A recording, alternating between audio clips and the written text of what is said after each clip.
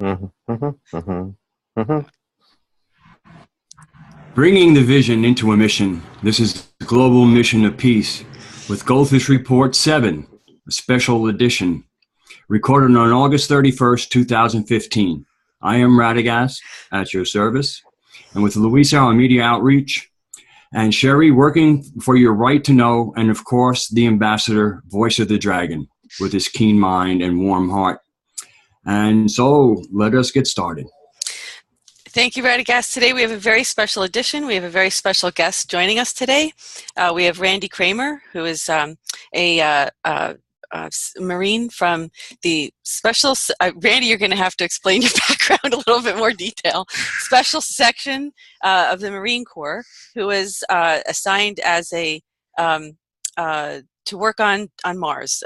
The colony that we have on Mars that many people don't know about, but for anyone who's watched Randy's reports, Randy's given many, many interviews, and today we're going to talk about some of Randy's background, but we're also going to talk about some of Randy's humanitarian goals, and you can find out more about him as a person, not just his experiences on Mars and as a soldier, and which is also very, very fascinating. But there's also a lot more to Randy's message than just what he has done in the past. It's what he's doing now and what he's doing for the future of humanity. So, having said that, Randy, welcome.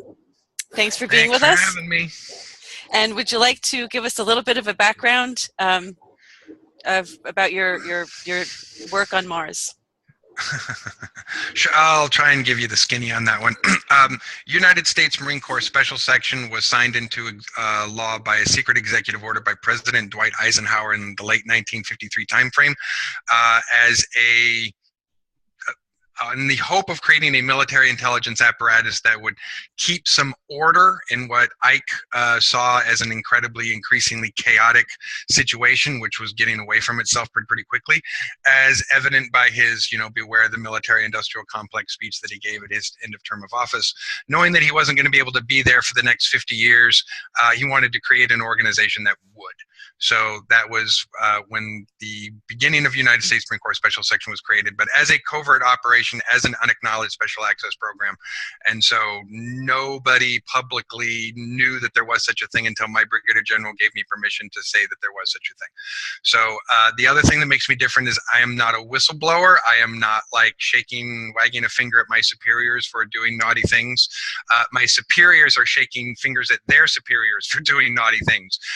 And so part of the things that we're trying to expose are aspects of the larger control apparatus of the covert military space program, which has kind of still gotten away from itself.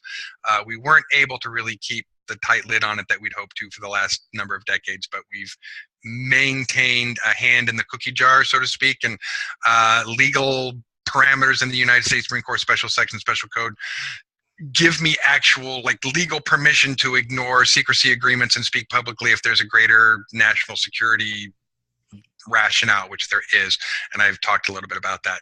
So I spent a 20-year tour of duty in the Earth Defense Force, which was about a 17-year tour in the MDF, which is the Mars Defense Force. So as a military contractor defending the colonies, I don't know nearly as much about the colonies as people would like that I know about them. I am learning more and more about them actually of late than I did when I was there.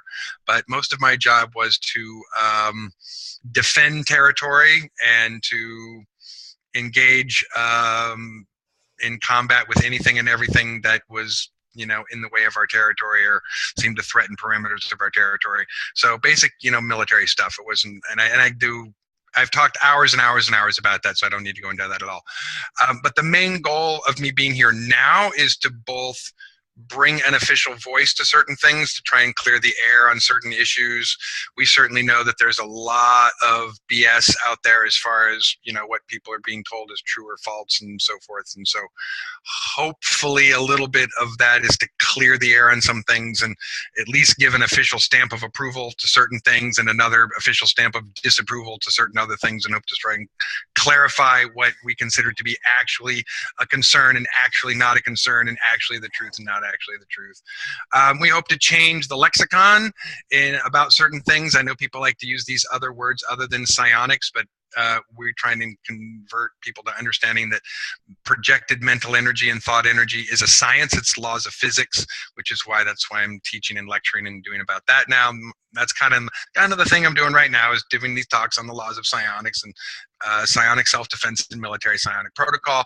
But the other main thing that we're hoping to do is a lot of research and development into the technologies that we can't like take a hard copy and hand it to somebody, or my superiors can't build a machine and hand it to me and give it to somebody. But if it's up here, I can build it and we're okay. So the ability for me to put together teams of scientists, engineers to construct and build some of the most amazing energy propulsion equipment, space propulsion, aeronautical propulsion, and especially what I'm really excited about is the medical regenerating med beds, which can regrow limbs and restore damaged organs, etc.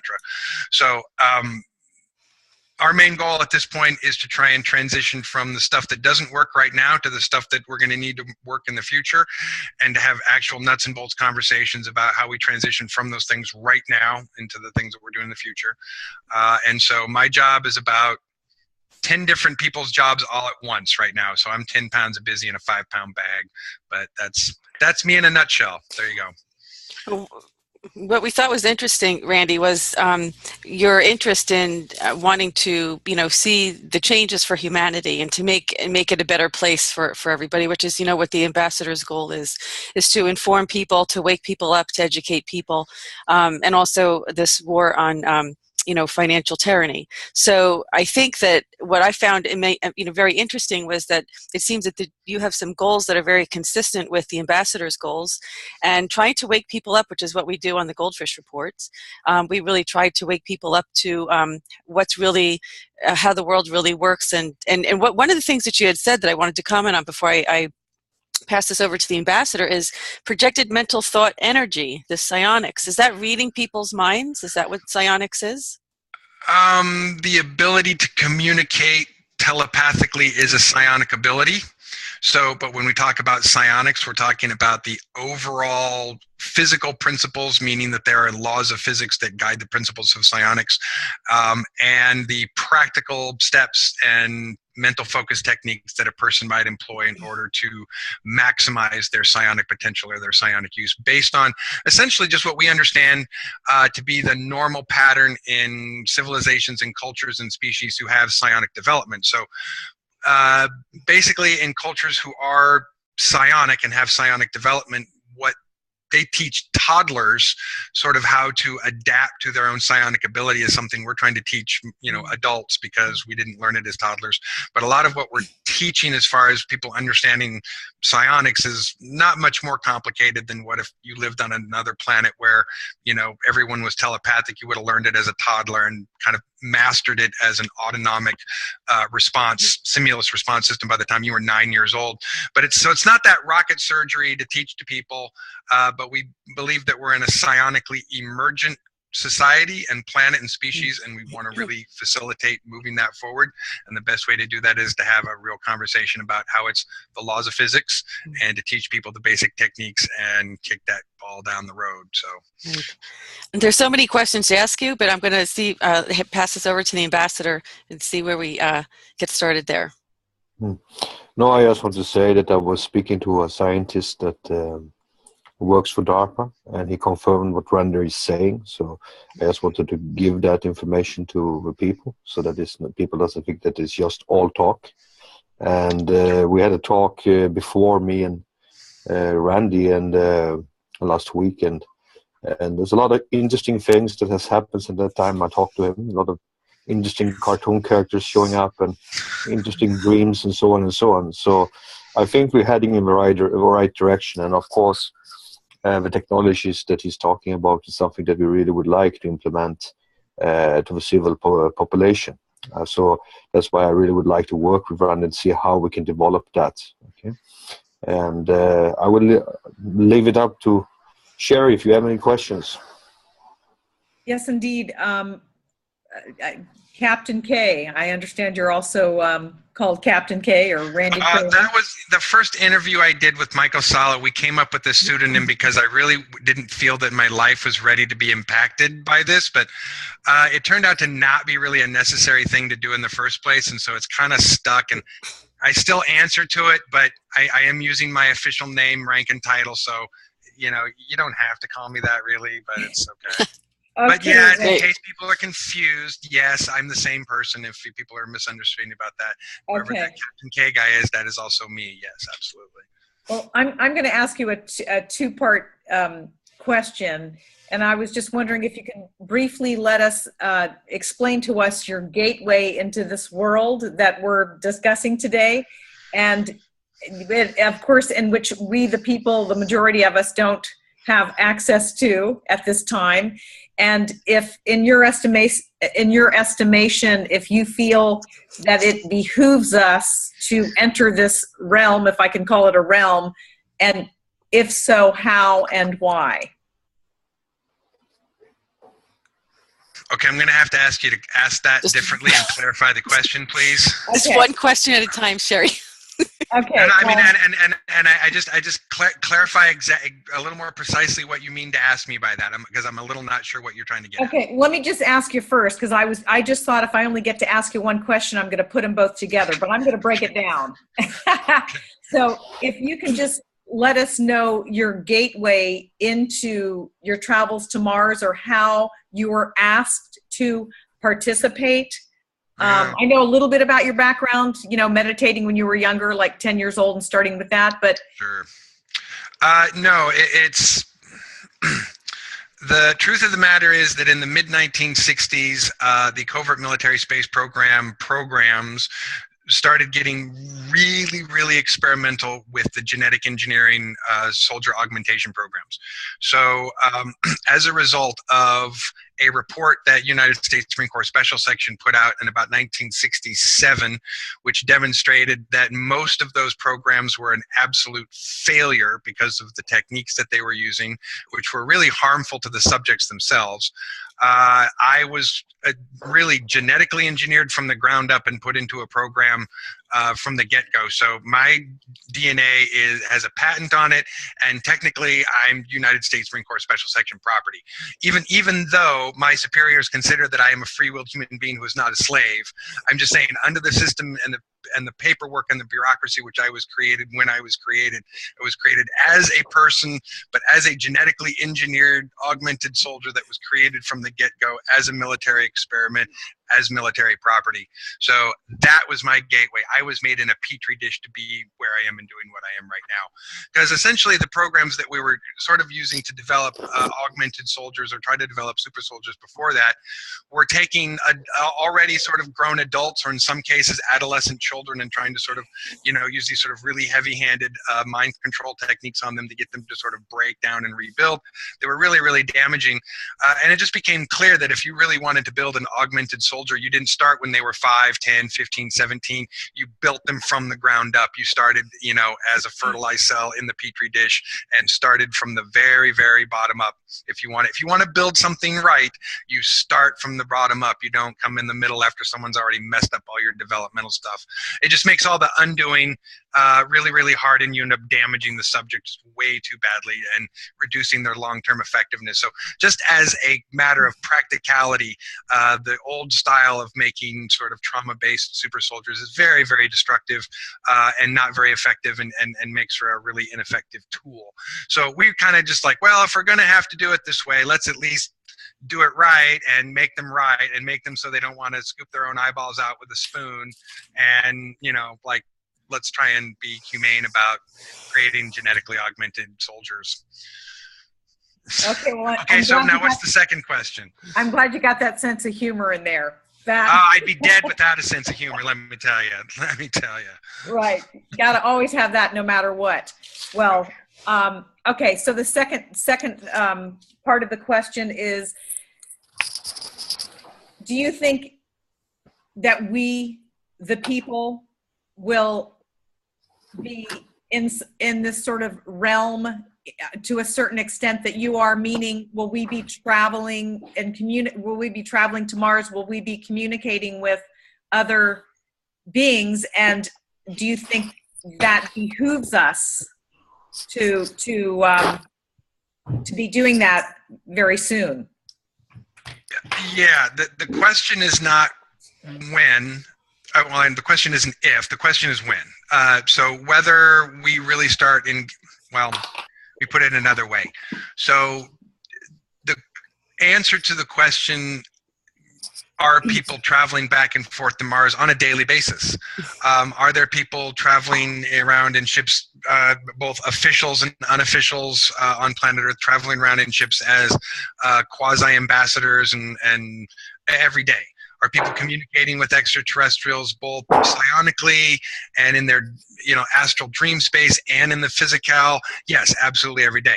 So the real separation for most people is, why isn't it happening to me? It's happening to everybody else, but it's not happening to me. And that's where a lot of the belief, really comes for a lot of people. Because believe me, you talk to enough people that have had experiences or starting to have experiences or had them their whole lives, almost always there's a similar story, which is, I didn't know what to believe at first. I thought I was going crazy. I thought, there's always a moment of like, what? This can't be real. So even for people who get drawn into, a world where extraterrestrial intelligence is a regular thing for them, there's absolutely an adapting phase. And so for a lot of people out there going, why aren't I involved in this yet? Or how come we're not seeing it publicly? It's, well, we just haven't got to the adaptation phase for everybody to kind of get to that place.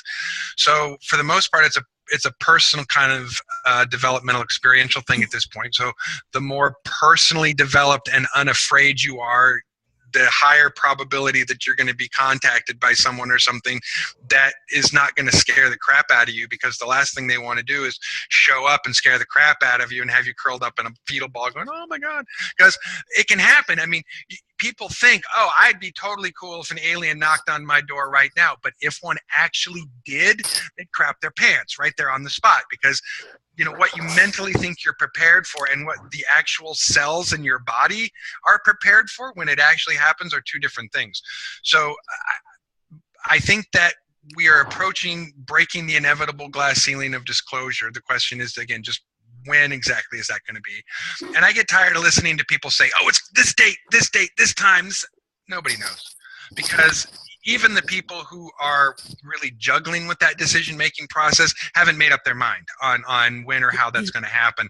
And I think it has mostly to do with the two sides of the side that's like, nah, let's not tell everybody just yet. And that group really wants to drag their heels as long as they possibly can.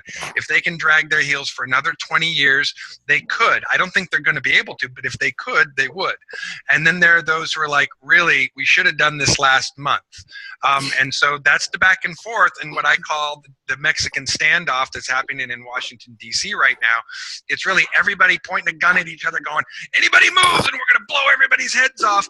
And that's the dirt that everybody has on everybody, or the spoil sport plan, or if you do this, I'm going to do that. And it's causing everybody to be in this real, well, we want to do this, we don't want to do this, we want to do this, we don't want to do this. And that's this sort of rusty geared Mexican standoff that's happening at the moment. And when that really resolves itself is when we'll have an event and something will occur.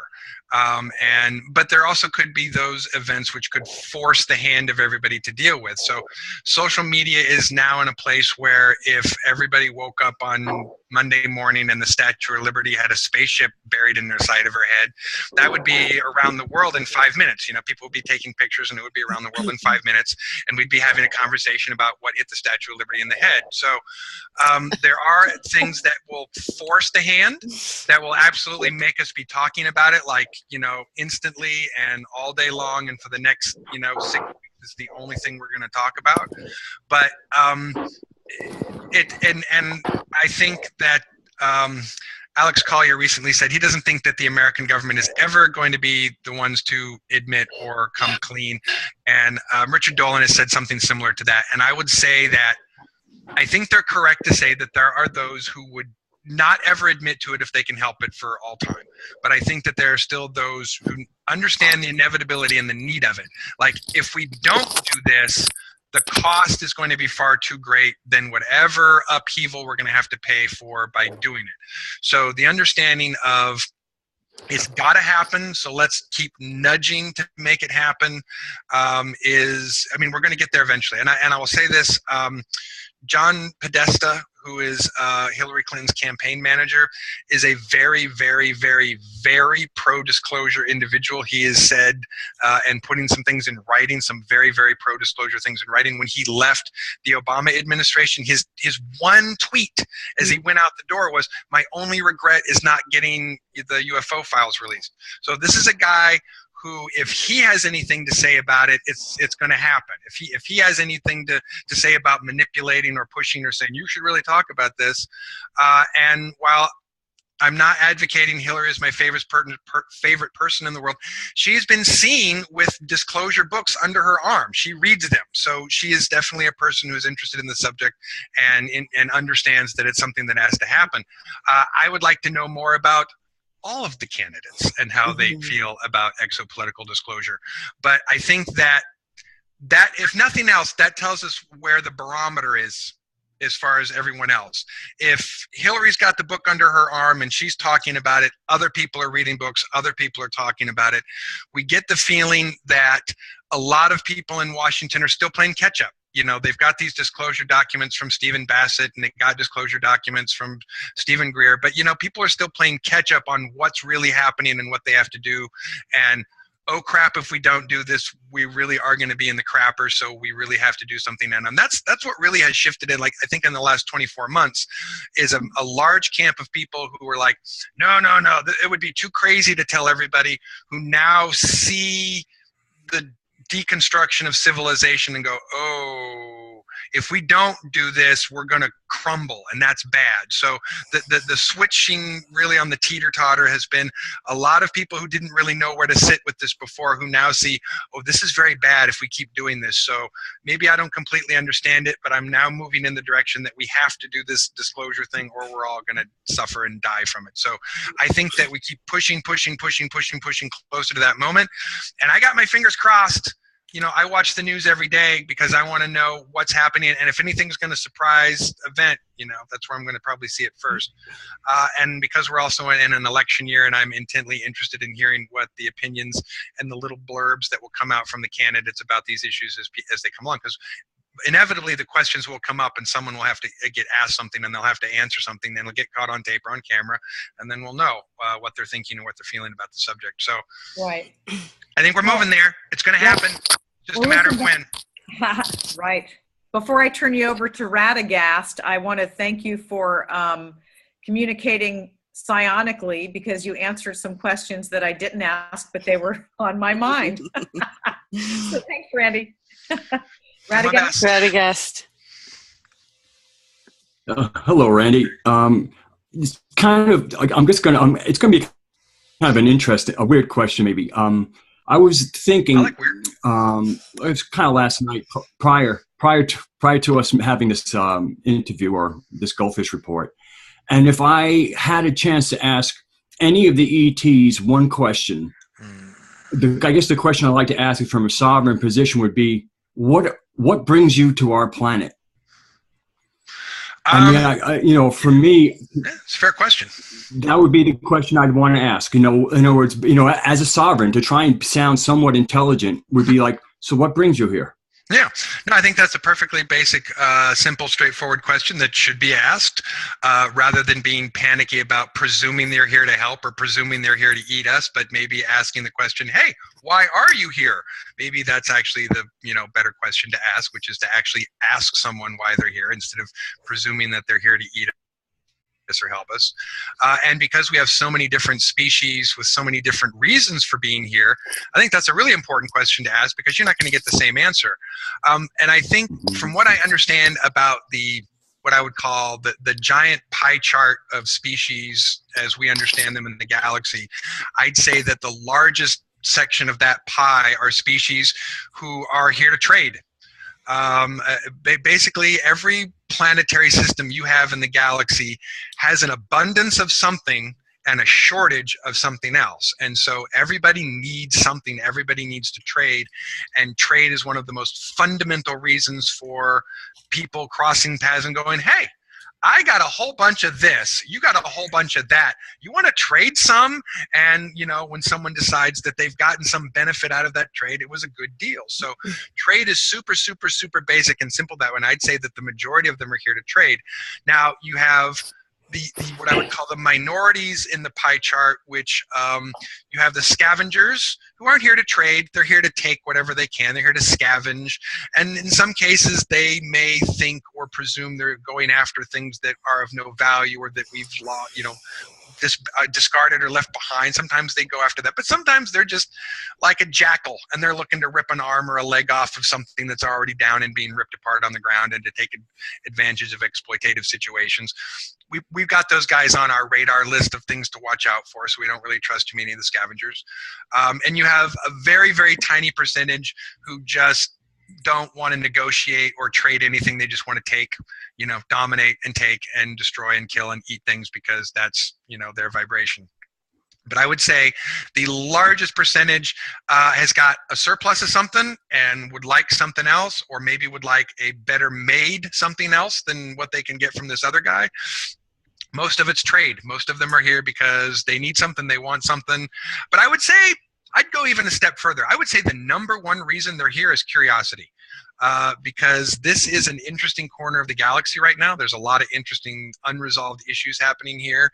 And for people who are interested in galactic current events, planet Earth is about as current as you can get, sort of in, you know, the crazy adventures of what's happening in the galaxy right now. So we're a very contentious area with a lot going on, with a crazy interesting history of so many different species coming together. I mean, it's not normal or usual to have a outlying planet that's made up of, you know, 2 or 3 dozen different extraterrestrial species over 500,000 or 1 million years or so.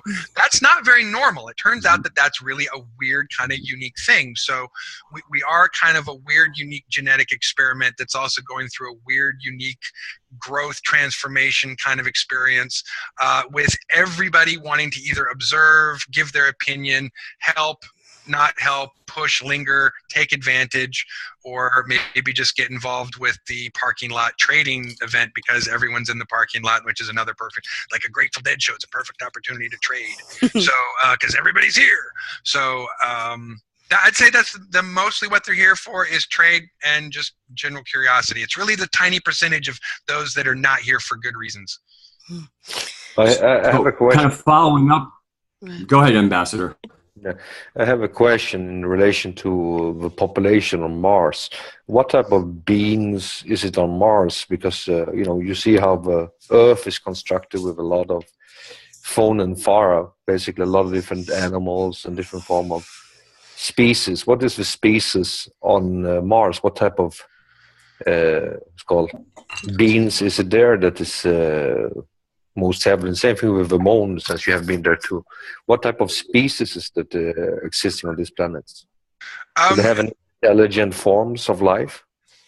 Yeah, absolutely. And my experience on Mars, I would say I'll give it a sort of a twofold experience of, you know, the general experience of the fauna and flora of what I would say is lesser intelligent life and, you know, the sentient life. And the sentient life that we mainly encountered was an indigenous reptoid species and an indigenous insectoid species, which have both lived on Mars for a very, very, very long time. We also started to militarily encounter draconian reptiles who are not from there, who are an invading species, and were often attacked by all 3 of the species who were living there, which included us living there at the time.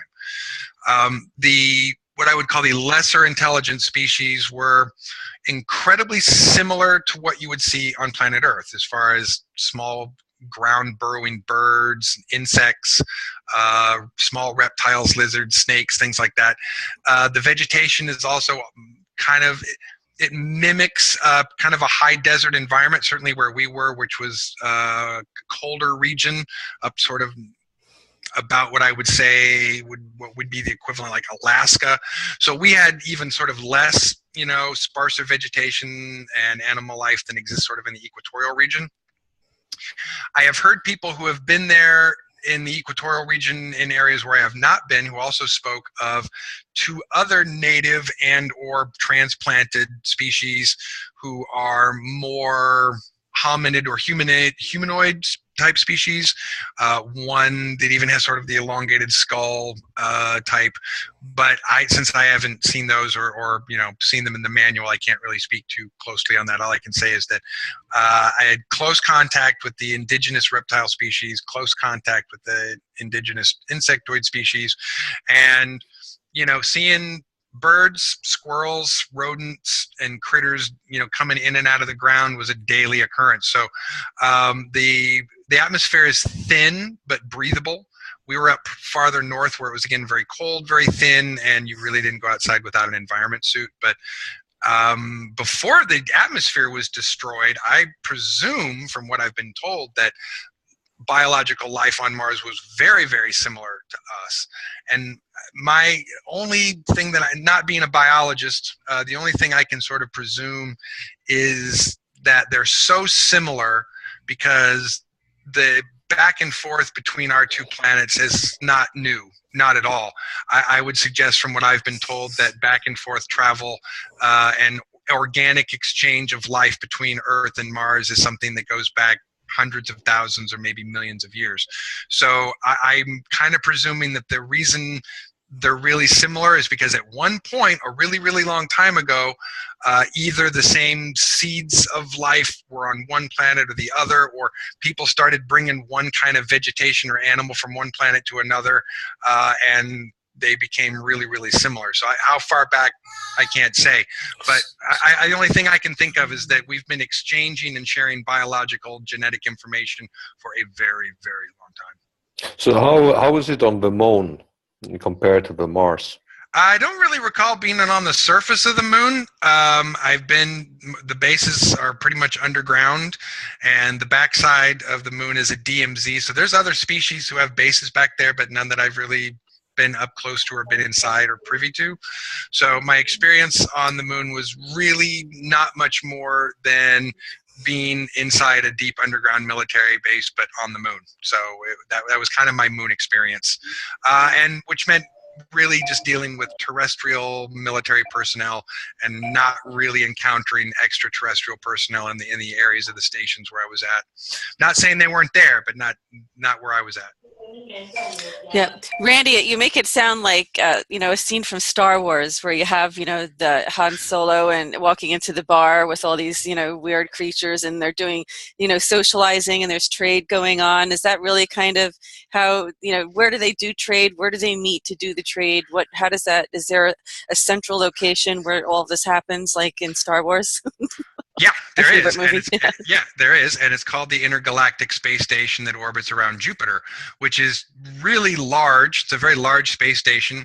I'd say the glass walls I'm calling them glass because you can see through them, but whether they're actually made of silicate glass or some other composite, I have no idea.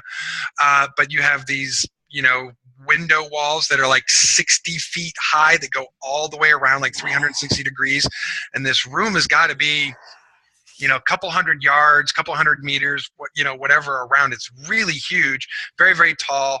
And yeah, it was just a constantly busy place of various size tables and beings sitting across from each other having conversations, and the ability for them to facilitate communication, translate communication, 5 different ways that they could do that, and the ability to create environments so that species can communicate with each other, so that sometimes it's as simple as people sitting across a table, sometimes it's as simple as a very large table with a very little table on top of it for a little person to sit next to a very large person, or someone sitting at a table next to what is not much more than a large box which becomes a contained environment for someone, either in water, a fluid environment, or some other gaseous environment that they don't want to have a spacesuit for.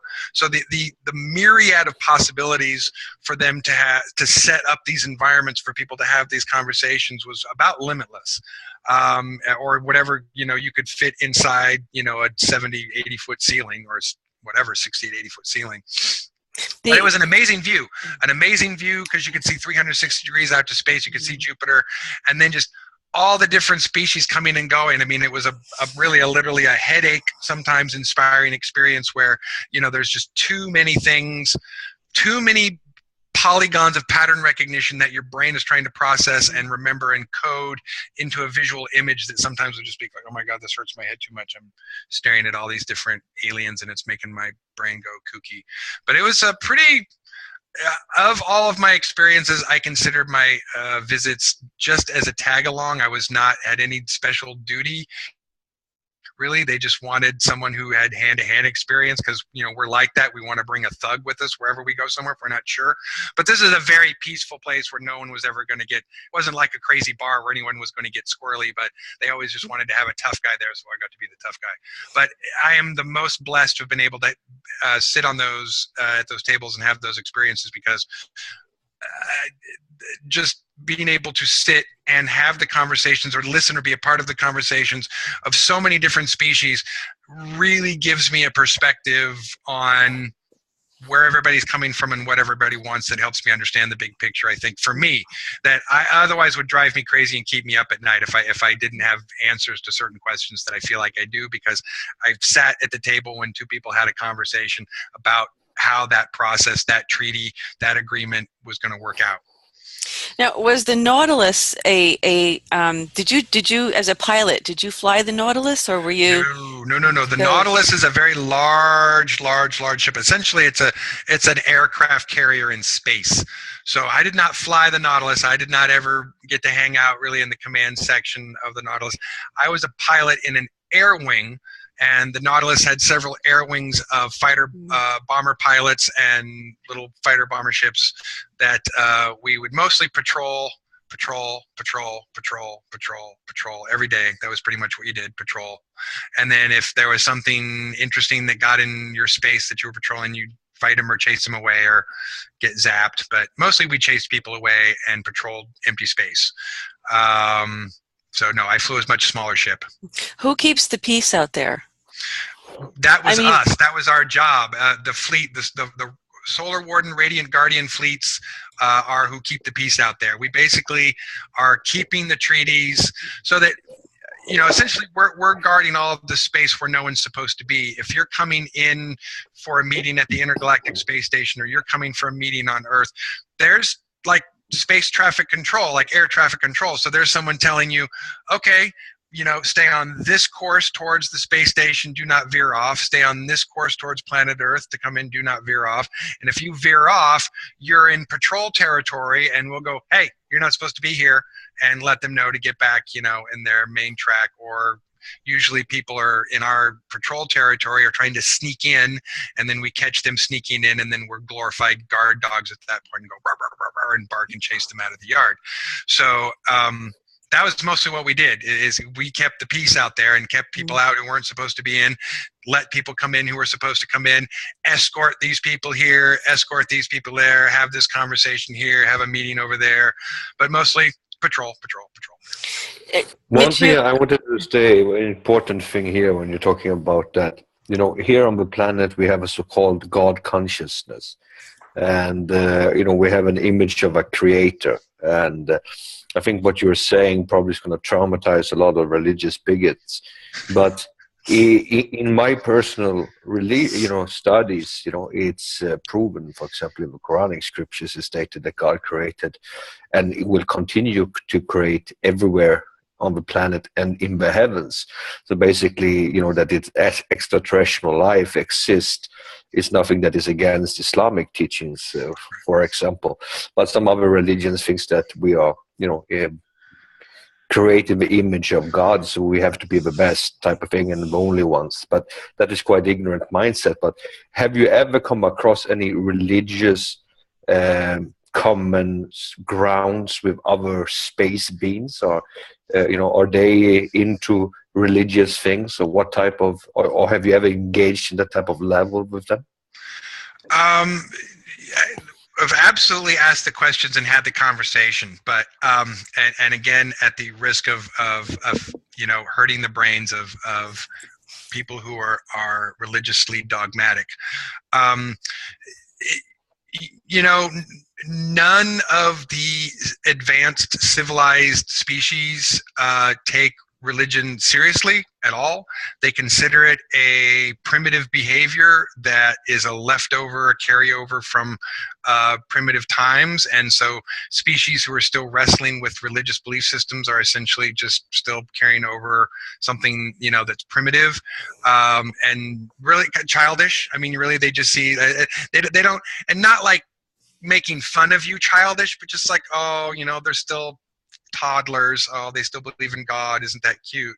It's more just like, well, when they grow up a few years, they'll stop believing in Santa Claus and the Easter Bunny. And so it's really more like Santa Claus and the Easter Bunny to them. If you want to have serious conversations about like how planets are conscious and how stars are conscious and, how, species view their relationship to higher conscious planetary, celestial, higher dimensional beings and so forth, that's a much more interesting and complicated discussion about relationships, because it's not about we believe in this deity or this creative force. We have this relationship with our planet. We have this relationship with our central star. We have this relationship with these other higher dimensional beings. It's about, your friendships, family, and other relationships that you have with these consciousnesses, not so much belief systems or obedience to or submission of so much as it is, about relationships between consciousness. So, but the ideas of religion, or the idea that there's a singular creative, God in the universe, that's chuckle worthy to most us, galactic beings. They really just, think that's kind of silly. And if you really came to them with like a serious conversation about God, they'd probably just kind of laugh at you. So, my question was always like, how do you believe the universe started? And they're, well, how do you believe the universe started? And I said, well, we kind of think the Big Bang thing happened, but we're not really sure what happened before that. And they're like, well, join the club. So, as far as like other species saying, yeah, Big Bang thing, we got that, but what happened before that? We don't know either. So good luck. We've been working on that one for 1,000 years, but we kind of lost interest after other things came up.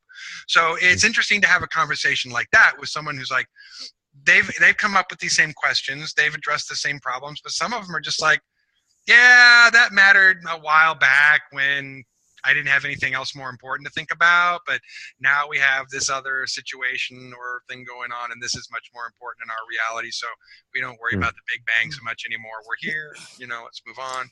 So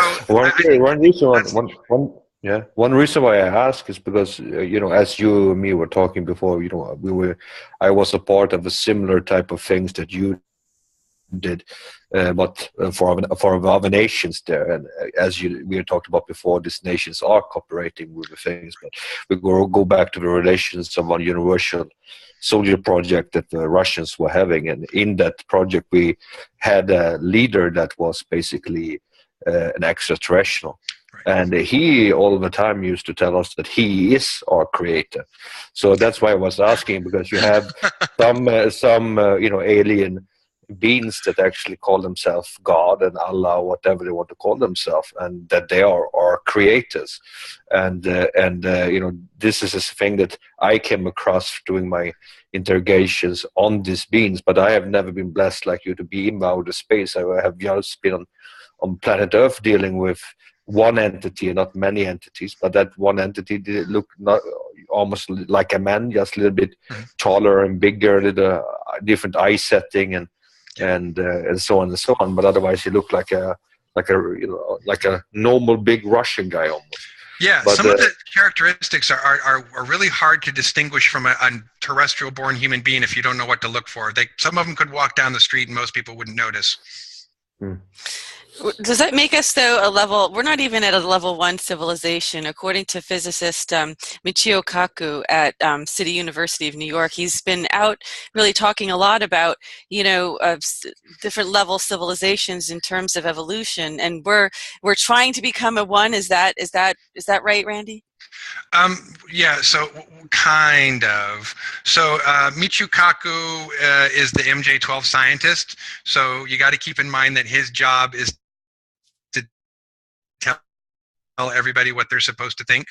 And Okay. at this point, his job is not, a disinformation job. His job is to actually try and get people elevated a little bit into the conversation without going too far, what is considered, on the bullet points of his job are too far.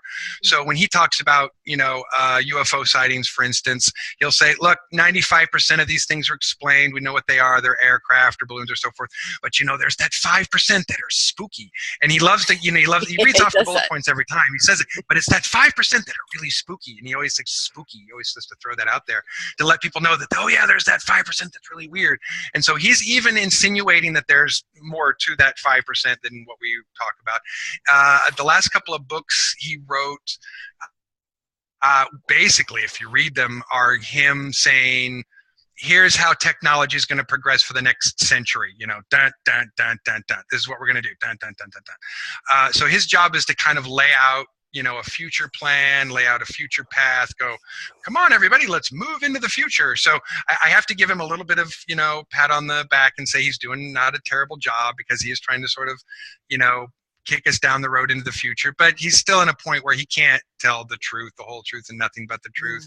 And there are certainly times when you see him in interviews and you can tell that, and he's very, very bored, and he's very, very just like, oh my God, I can't believe I'm still talking about this. But but talking about level 1 civilizations, that depends on whether you accept that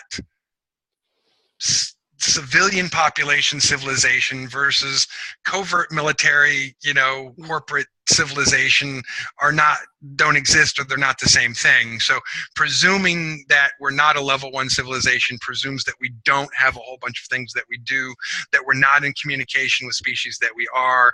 But I get where he is trying to make, what point he's really trying to make, though, is like, look, the main thing we have to do to become a level 1 civilization is stop, essentially burning 17th century coal and, acting like we're a 19th century civilization. That's basically, kind of what he really wants to make the point when he talks about these level 1, level 2, level 3, that it's mostly about doing away with all of these 19th century post-industrialist technologies that keep us being an undeveloped civilization, and how we transfer into these more advanced, less consuming, burning. When we stop burning things for fuel, when we stop consuming, coal, wood, fire, oil, and all this other stuff, and we start using other methods, that's, one of the signs that you're moving up into the ranks of civilization. So he's definitely doing his job, which is, come on, everybody, let's move forward. But he's kind of right about that, kind of not. So if we were to take the technologies that we have and implement them into mainstream civilization, we'd be moving up the chain of being a level 1 civilization on our way to being a level 2 civilization pretty quickly. What happened with the Mars atmosphere? Was this a result of nuclear war on Mars, that the atmosphere was destroyed, or and where do you see the future of nuclear power or nuclear weapons? Is there really any need for it? I've heard a number of different explanations on how the Martian planetary disaster happened, and whether it was an atomic weapon, quantum weapon, or some other type of weapon. I will say that the reptiles, in their explanation to me about what happened, are purposefully vague about the cause, other than that it was a militant way of thinking and being in military experimentation gone too far. So they choose to live their lives in a very, very different way, because they feel that living that way nearly destroyed their entire world. There are treaties against atomic weapons and the use of atomic weapons, and I would say that a massive number of the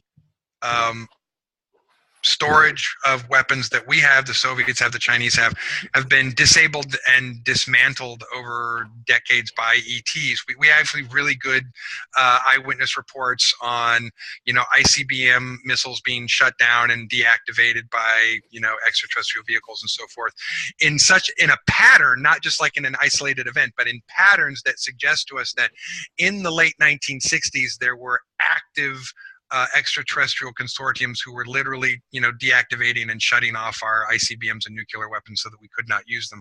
So when we say we have this many weapons in storage, that's not admitting how many weapons we've had turned off, disabled, or the computer circuit boards melted by an ETV that was flying overhead. So I think we're already entering into a stage where nuclear atomic weaponry is obsolete. Certainly in what we've been developing, quantum weaponry, we really have better stuff now. We, splitting atoms, that's kid stuff.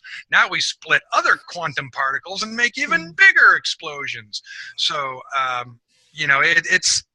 there's always going to be a bomb, there's always going to be a weapon, there's always going to be a mega weapon that we're concerned about. But there are treaties and so forth which limit the use of certain types of weaponry that cause interdimensional explosions that, cause planets to have, the reason you're not supposed to use fissionable materials is because if you make a fission explosion somewhere else in the galaxy, some poor suckers, as an atomic explosion, rip out through their backyard. So, we're not supposed to do that because of the crazy random violence that it can cause. But there are other types of explosions which don't do that and therefore don't violate those treaties. So again, we're, mincing words with the law and what bombs we're developing and what we're not developing.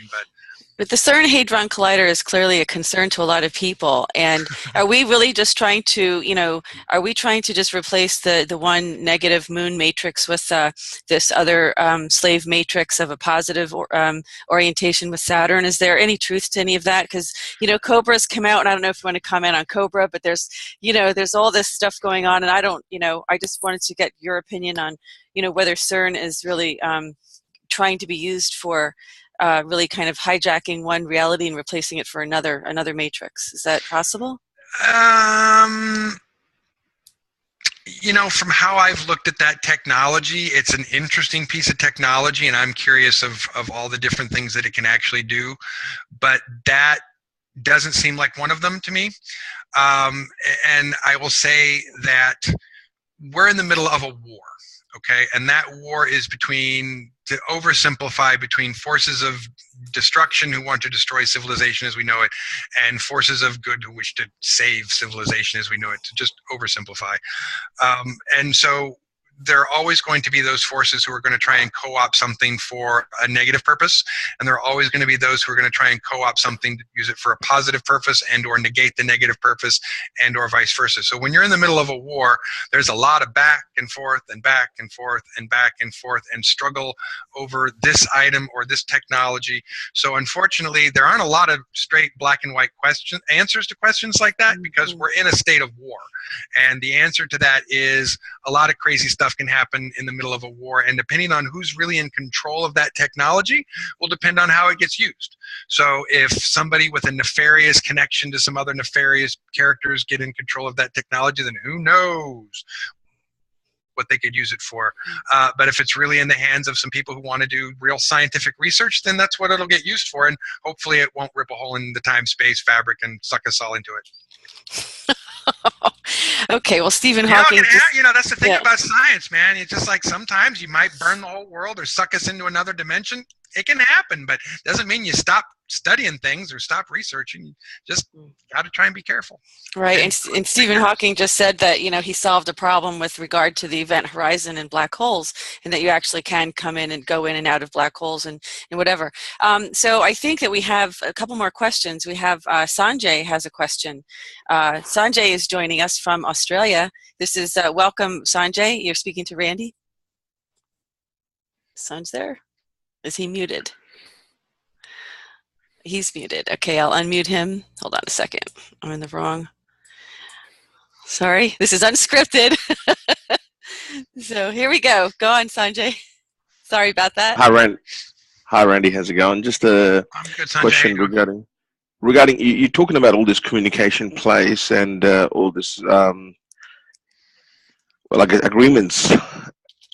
Is there a standard platform of communication? Like, because there's so many different species and so many different languages, most likely. So, is there universal language or universal writing so that everyone understands? No.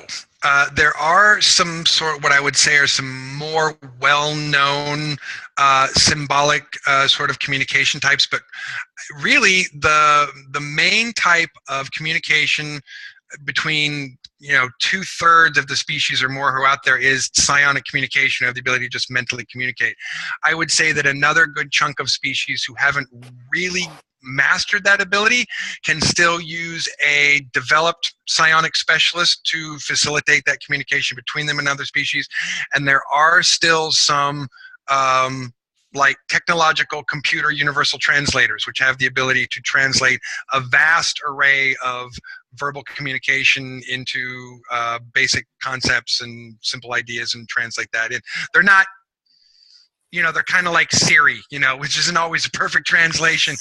Sometimes it ends up a little weird, but they're pretty good considering at the level that they're operating at. But I would say that that's still a more primitive technology, that most of what everyone is doing is either developing a psionic ability, using a psionic specialist as an interpreter, or in the case of just using a psionic amplifier. So essentially you put on a little hat, someone else puts on a little hat, and now you're communicating like you're talking on the phone, but you're in each other's heads because you've got an amplifier that does the same job that that phone does.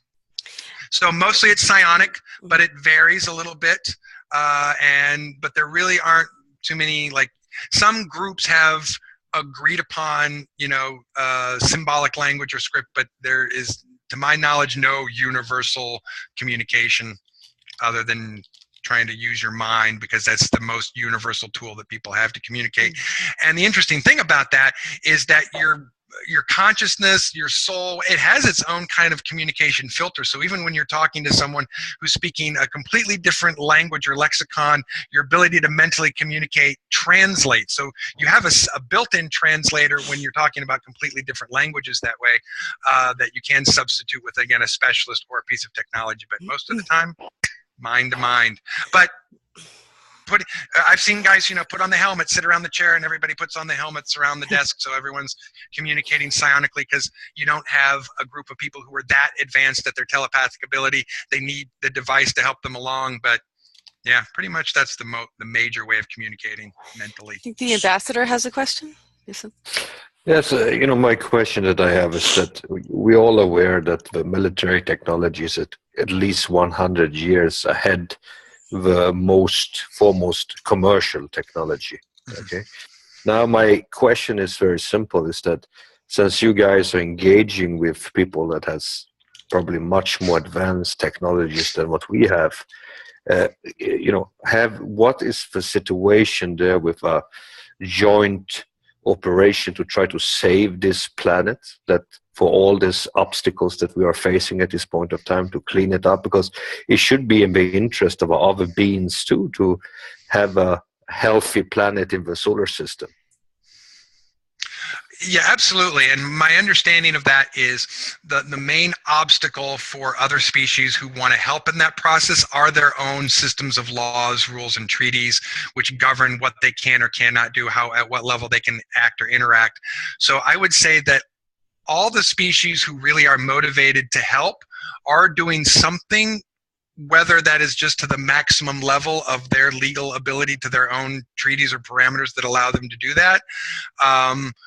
Is probably the case. So there are some species that are not doing nearly maybe as much interactively as maybe think we'd like them to do, but that has more to do with their own system of rules than it does with ours. And I think you still have a large number of species who have a very let's wait and see, let's hands off, a very kind of let's not get involved because it might help, it might make things worse. So there are a lot of folks who are just sitting back watching because they don't want to take the chance that if they go and try and help, that they're actually going to make something worse.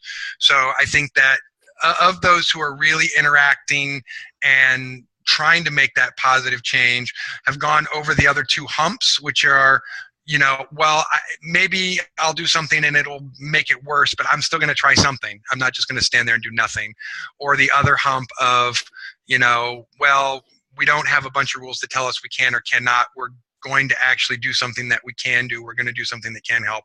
So I think that there's absolutely an interest in other species trying to help us out.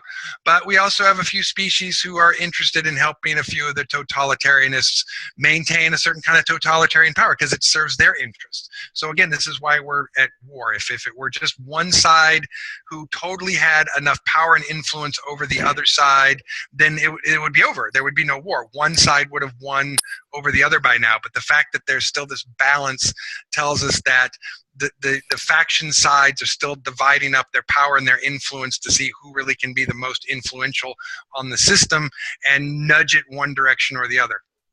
If that. So the rapture for the light workers with the spaceship doesn't look very close. Well, or they will they have to sit and wait for a very, very long time? No intervention, no rapture, no nothing. I don't know. I've heard some people say that there are these, emergency plans that if, the whole planet started to burn, that, we'd be rescued and taken somewhere else. Maybe some people would, maybe some people wouldn't. I really don't know. That's why I'm very motivated to just try and save the planet that we have, because I don't know that there's a guaranteed lifeboat plan at all. So with no guaranteed lifeboat plan, I'd really rather just keep the ship from sinking, if I can just keep it simple metaphors like that. But I do think that there's a lot of interest. I just think that the laws, treaties that people are working with, like down here, make it complicated and sometimes just make it not as easy for people to say, I want to do this, I want to help, let's make this happen, when they got a stack of laws, treaties, and rules and protocols between them and that action. Randy, I mean, it's clear that humanity doesn't want to be controlled, but there's an argument. When I spoke to Simon Parks, his argument is, well, how can 1% of the population control 99% of the population? And I guess he and, his Mantid family has said that, well, they must want it that way, but people don't know that they're being manipulated, and we have to wake them up, which is really what we really are trying to do with the GoldFish report. I think people who aren't familiar with you and who are going to watch this for the first time are going to get woken up for sure, no doubt. And how can we do this? Because at what point can we, can meditation, mass meditation, make a difference? Consciousness, as the ambassador's talking about, this God consciousness that exists, what can we do to save ourselves, really? I mean, as far as you can see, because you have communication, you have understanding about what their motivations and their agenda are. Humanity doesn't want to be used as feed. We don't want to be used as lab rats. And we don't want these controllers controlling us. So we've got, but they don't know that they're being completely controlled. So what can we do? Where can we make the biggest impact, do you think? Well, what you do is you get a big piece of paper and you make a list of all the problems that there are in the world, and then you go down that list and you solve them. So the solution, I know, right? The solution is to solve the problems. And certainly one of the main problems is, how do we fix our attitudes, fix our own sense of our own selves, of what we can and cannot do. But believe me, I have had to come to a huge transition of understanding on what my ability to do as one person is in a very short period of time. I have gone from thinking, I'm just one guy, what can I do, to realizing, oh, as one person, I can actually have quite a bit of impact, and there's actually quite a bit that I can do. So that's been a transition of experience for me. So how we get people to understand that just because you're one person doesn't mean that you can't do anything, and how you experience changing your life and your world is a first initial step to changing your community, your town, your city, your country, where you live. But basically the answer is that we get to work and we solve problems instead of standing around and going, well, there's too many problems and it's your fault and it's your fault and it's your fault. You look at the problems and you go, this is the first problem right here. What do we do for a solution? And you just start working the problems. One of my favorite moments ever in movie history was in Apollo 13, when they lose control. They know that the ship's gonna go. They've lost power on the capsule, and everyone's gonna die if they don't fix anything. And the room's panicking. And Ed Harris, who was playing the NASA chief at the time, says, "Hey, let's work the problem, people." And that's absolutely it right there. It doesn't matter what the chaos, what the situation is. You use the best that you have, and you calm the F down, and you work the problem. So my main thing of what you want to say, what I think the number one problem is, it's socioeconomic political process and it's participation. Now, people can argue about what the problem is there and what the solution is, but I will say that mathematically, in every system which we look at, in which higher participation is at play, you have less corruption and you have more monitoring and control of the people, of and by the people of the tiny minorities who are governing. So my main thing is getting everybody out, registered to vote, and participating. I don't care what side you're on, where you are on the map of politics. Get out there and participate. If you don't like the people who are running for office, well, guess what? You get to go out and run for office then, or find the person who's the right person to run for that office. I'm tired of people saying, I don't like the choices and I don't want to participate. Well, get out there and participate, and if you don't like the choices, be the choice. Or find someone who's the choice and be that person's campaign manager and get them out there to be the choice. But, quit whining that there's so many problems. Be the solution and solve the problems one at a time. Well, that's where you're very consistent with the ambassador. Sorry, go ahead, Ambassador. One thing that I wanted to take out, because I know that this is a question going to be raised by a lot of religious people, and the question again is, when you have death in the outer space, with people dying or, other beings are dying, okay? Do they have also a belief system that you are aware of life after death? What is the reincarnation, all these different type of things? What is the thought process basically that is being used in conventions with these things? That's an easy one, because pretty much from everybody's perspective, if you're a civilization that's been flying around in space and dealing with higher math and physics for even a couple of centuries, you understand that death, rebirth, reorder, reincarnation. This is, again, a process of physics, of the laws of physics, of the transference of energy and matter, which is governed by the laws of physics. So it's not a matter of having a philosophical belief or a religious belief about it. It's simply a matter of understanding the science of what happens when you die to your consciousness, your soul, how it moves from one dimensional frequency to the other, and back into your sort of soul group or your soul pool or aquifer, and then how it comes back into another body, depending on the genetic structure of the physicality of your bodies and the planet you're from, will depend on how long you live and whether you have a short life and lots of incarnations or long life and fewer incarnations. So everybody's species and planetary genetic order dictates how that science is sort of going to operate itself out, but essentially everyone understands it as science. So it's not a matter of, again, having a belief or a philosophy about it. It's just when you die, you're going to return to a sort of energetic state in which you're going to process and understand your life and the things you did about it that were right or wrong or good or bad or positive or negative, or what you learned from that experience. And then you're going to have choices to come back into that physicality structure, or in some cases move on to something else. So it's not always about staying in that same soul aquifer and that same place. Sometimes people move on. We do have a situation where it's very hard for us to escape the cycle of life and death, and that may be because certain things have been imposed upon our laws of physics as far as our life and death is concerned. But since that's not my area of expertise, I don't really like to get into that too much.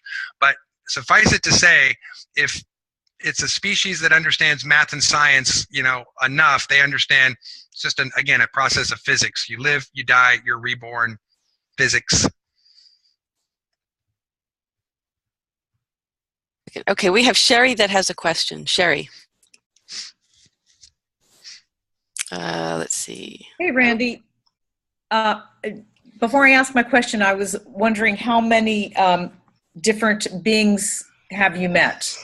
Different types of beings? Dozens. Dozens and dozens. I mean, dozens and dozens and dozens. I don't know that I could count, but it's a lot.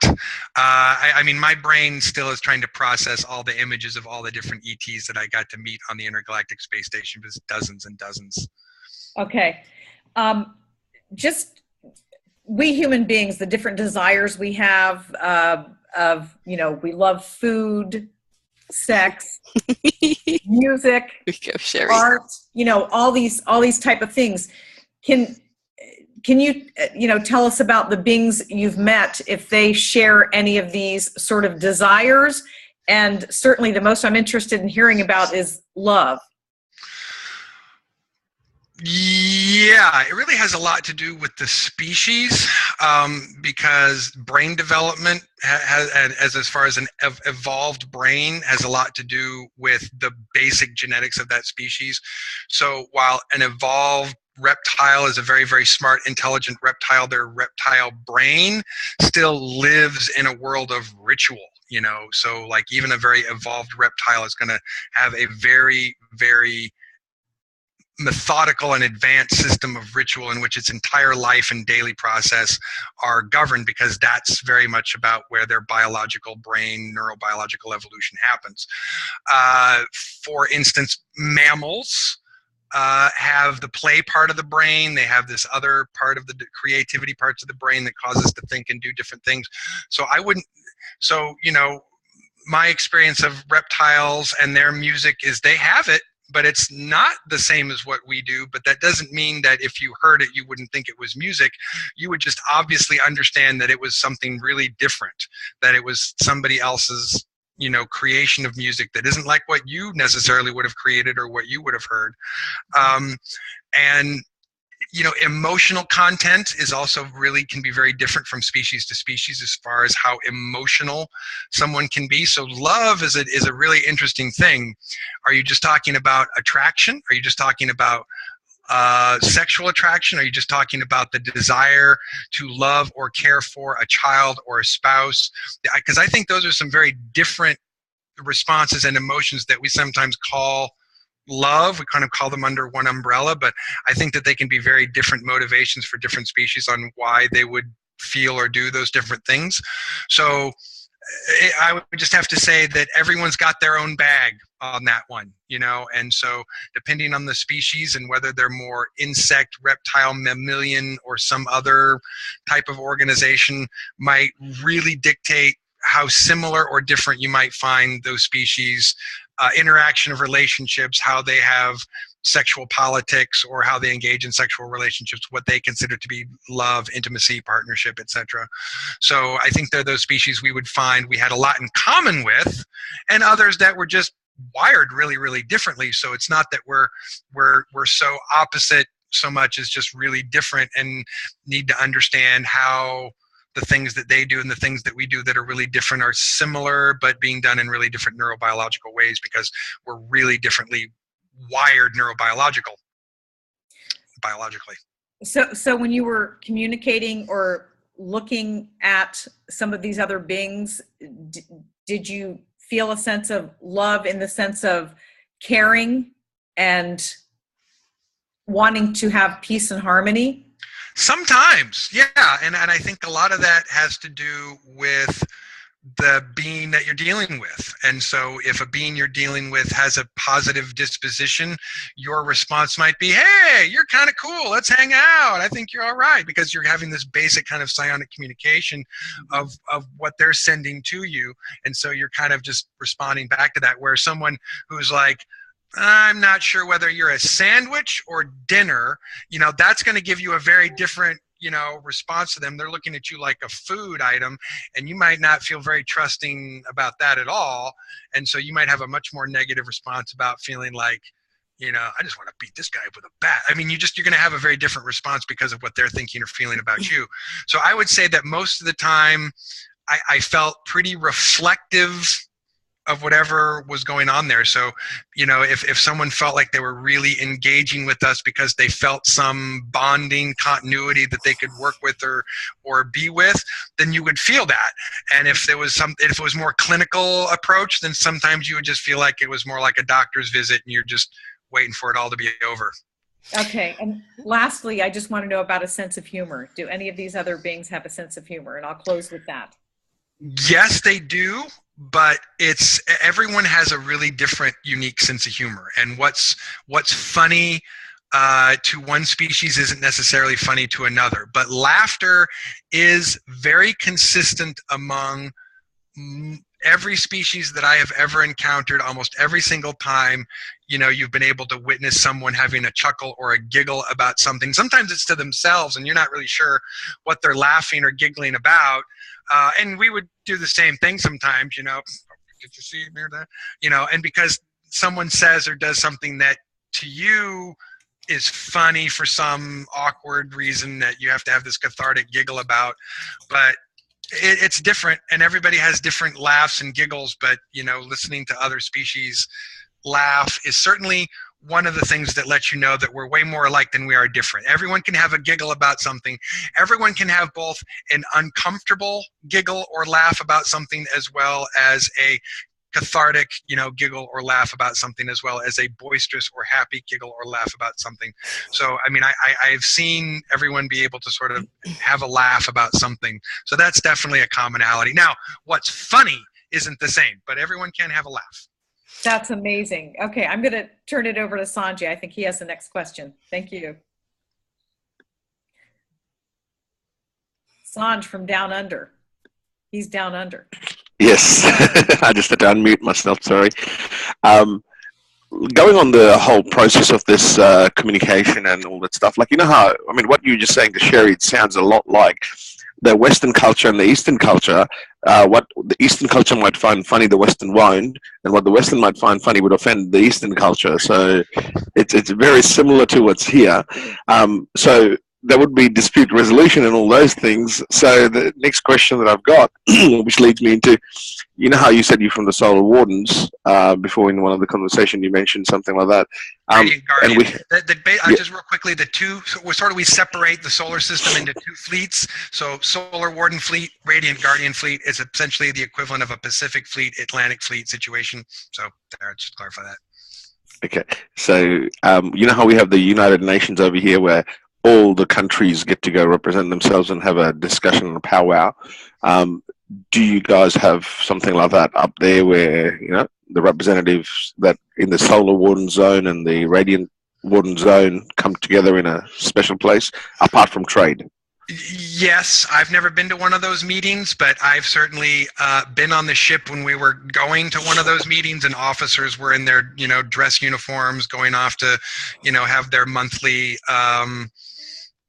council meeting. I'm not really sure what they called it, but they did have a monthly meeting, which was all the senior officers and all the senior intelligence and civilian personnel who were responsible for all of that business would get together and have a monthly meeting. So they definitely get together and talk about it every month. But I was never at one of those meetings, so I couldn't tell you more than that. So basically, we shouldn't get any surprises. Like, I mean, yes, we know extraterrestrial species have been here on planet Earth, and they come and visit and stuff. So, like the ambassador said, like, the light workers get raptured and stuff like that. We shouldn't get any surprises where the ships start just dropping out of the sky without us knowing about it, because these guys have a regular meeting and stuff. Unless it's one of the planned hoax invasion scenarios, correct. So we shouldn't just see a bunch of outsiders coming in and like dropping in out of nowhere, because we have a very, very well protected yard at this point to keep out the kind of prowlers like that. But there are still these weird scenarios on the books for, these hoax invasion scenarios or whatever, which I'll just say this, a hoax invasion scenario wouldn't necessarily be the worst thing in the world, because it might not necessarily be anything other than, 5 minutes of us going, hey, there's someone for us to all gang up on. And, everyone can come together for 5 minutes and have this sort of common foe thing, like the Ronald Reagan speech always envisioned, if we just had a common enemy, we could all come together. Right. And there's some people who seriously believe that. And to be honest, they might be right. A 15-minute hoax invasion might get everybody to forget about their individual problems and focus together on an individual sort of a group problem and group solution. So I wouldn't say that a hoax invasion is the worst thing in the world. But if it was to be like that, yeah, then that's when you would still see ships dropping out of the sky when it was a planned event. Yeah, but if it's saying in staying with that, basically that would get the general masses, like, as we say, the goldfishes, wakening up. But the governments that are involved in this at the military level, they won't stop them aggressing one another and all the other stuff because they're already involved in this. It actually might really still change everyone's compass pointer to one direction, and don't underestimate what the overall effect of everyone focusing on the same thing would be, and the levels of cooperation and working together that would take. I mean, you really only got so many hours in a day, okay?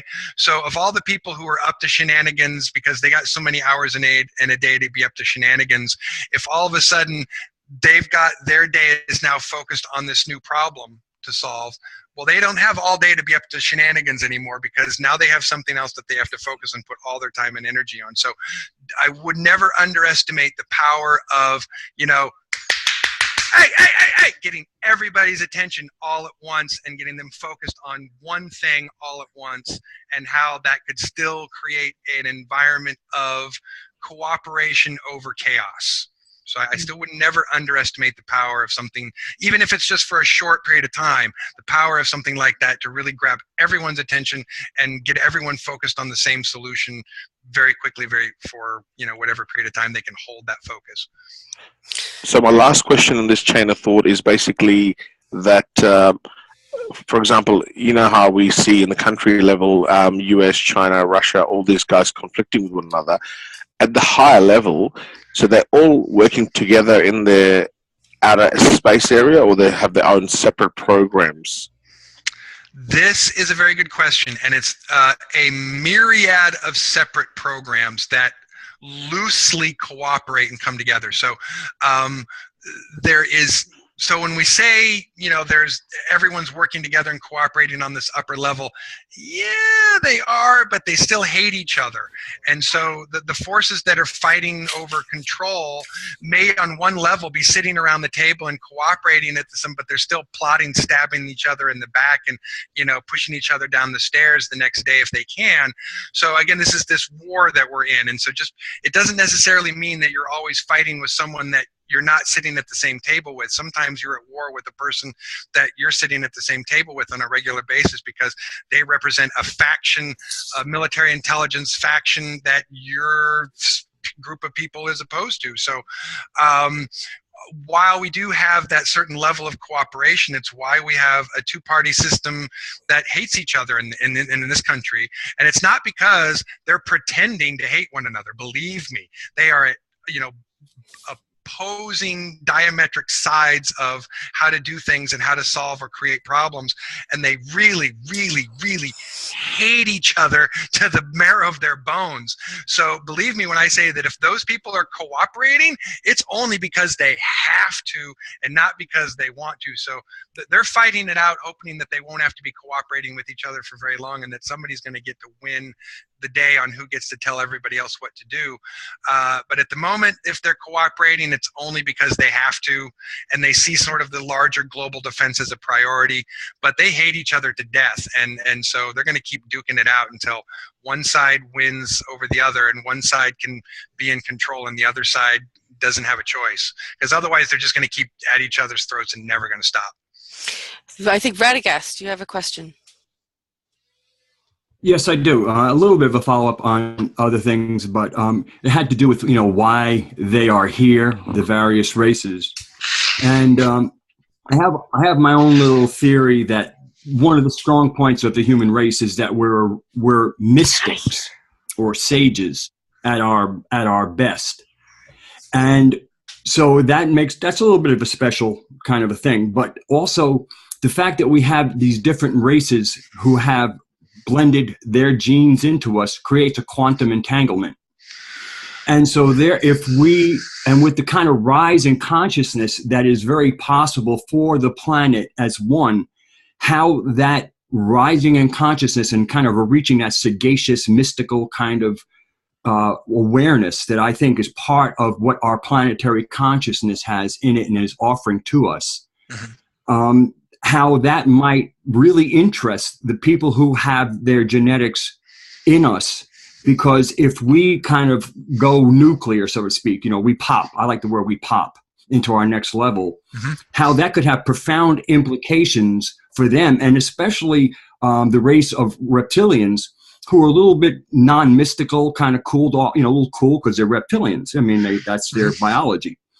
And how through quantum entanglement, if we rise to a mystical level and become who I think we latently are, how that might be very fascinating for them. It's like, wow, if these people take off, we're kind of getting pulled into that mix too, and it's going to affect our races also. Do you think there's any validity to that? And I do have another question after that. Absolutely, and it's one of the main reasons why they're attempting to suppress that process, is because they know that if they're here when that happens, they'll get dragged along with it, and it's the last thing that they want is to get dragged along with that process. So the best thing for them to do in their mind is to suppress our ability to reach that process so we don't drag them along with it. So that was part of the reason for getting bases on the moon. If we're far enough away, will it not affect us? Well, I'm not sure. That was the whole point of getting colonies on Mars, because the last thing that the people who were setting up and establishing those colonies wanted was to get stuck on planet Earth during an ascension moment, if that was going to happen, because then they'd get stuck in the process, and they didn't want that. That would ruin their otherwise Roman pleasure dome experience. And so they did definitely work against that, because I think that's absolutely a concern and a consideration that they're very much aware of, that if they're here when that happens, they'll get pulled along. They do not want that. Right. Okay. Well, thank you. And then the other thing was, was following the Michio Kaku thing of where we are as a civilization. He's kind of speaking presently. So my question is, there seems to be, at least hidden in our myths, a time when we were a little more evolved and may have even had some pretty good technology. So I guess my question is, was there a time in what we would call our past where we were at least a level 1 or possibly a level 2 civilization, and now we've fallen again? I mean, do we have a past where we were more involved? I'd say that's very likely. The Greeks referred to the modern age as the age that they were in, but they also referred to two earlier ages, the Golden Age and the Heroic Age. And to the Greeks, the Golden Age was a period of time that existed before their current civilization, in which technology, engineering, architecture was much more advanced. And the stories that sort of come, through that are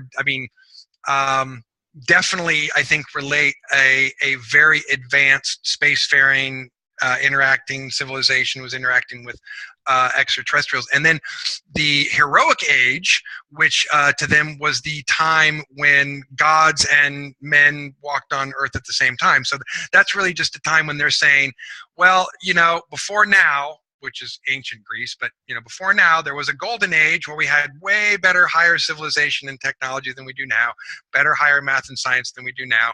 And then there was even this time before that where the gods and human beings all walked on the earth at the same time, and they considered that was called the Heroic Age. So they definitely spoke quite clearly of these other ages and other more advanced periods of time.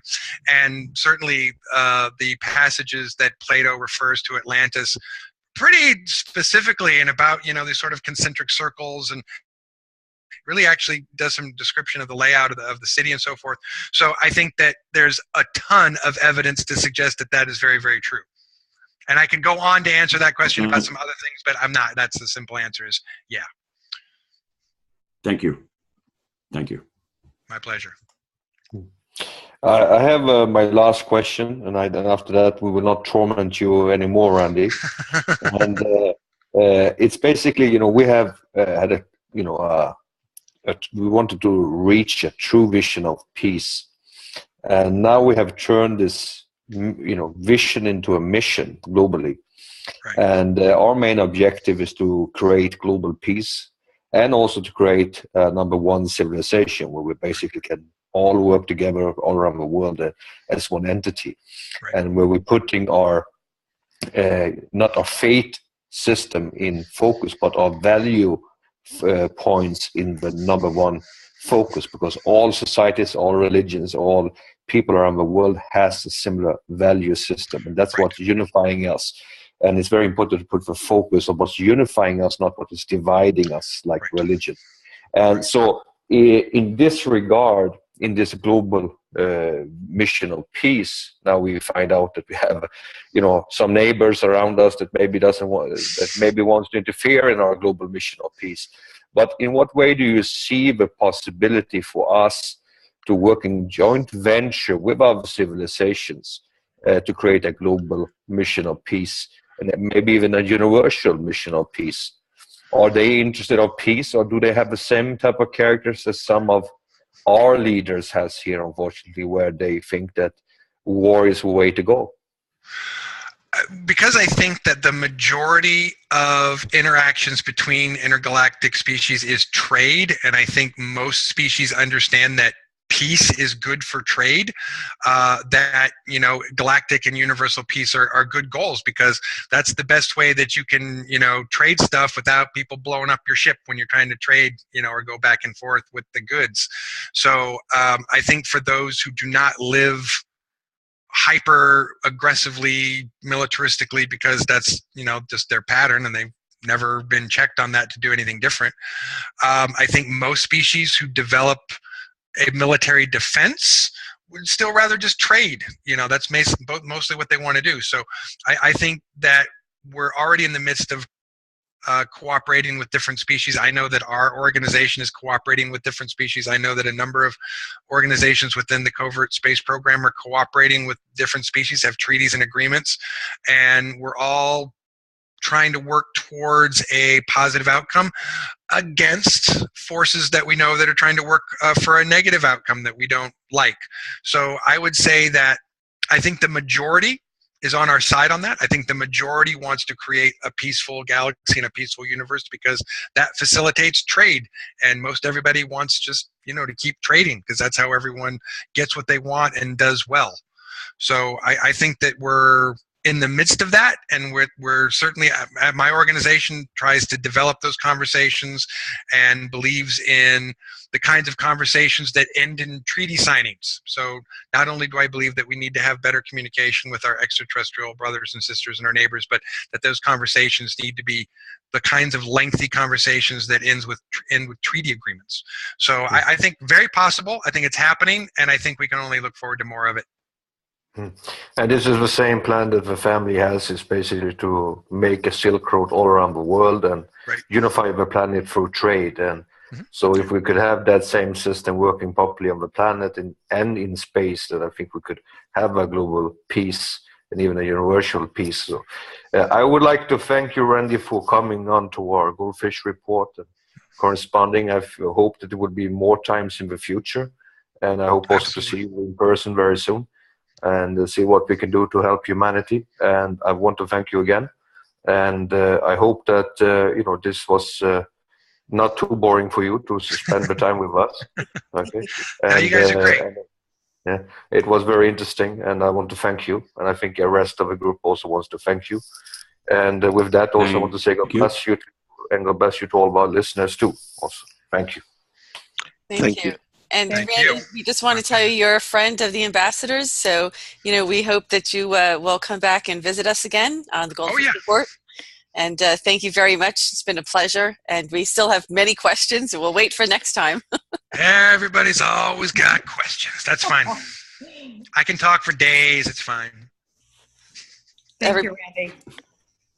Thanks for having me. It was great. My pleasure.